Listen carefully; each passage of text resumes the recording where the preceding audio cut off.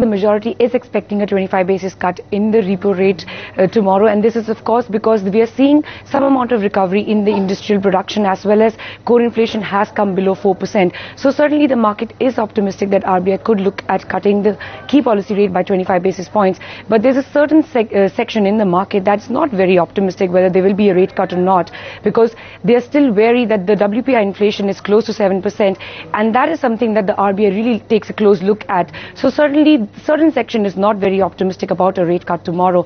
And of course another concern is the liquidity tightness in the system.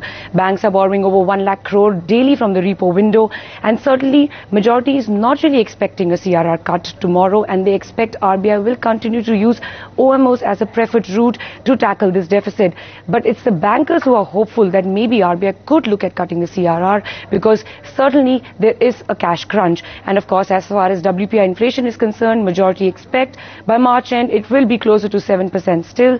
And of course the bond yields will ease because of the interest rates falling, and they will be somewhere between 7.5 to 7.8% levels.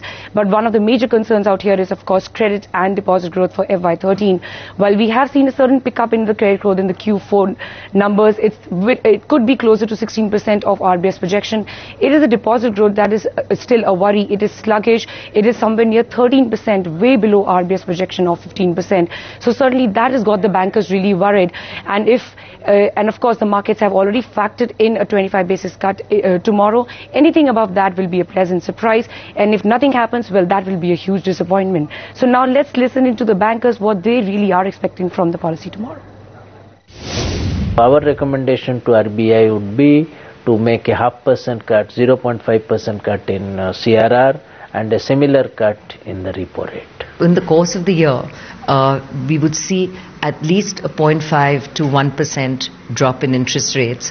Whether that happens in this policy or not remains to be seen. We have been maintaining that let there be a reduction on both sides, probably that will be more meaningful. So I won't say that only, say let's give us a 25 basis point in repo and another 25 in CRR. I think the things have not really changed drastically than what it was in the past, so I don't expect anything great to happen.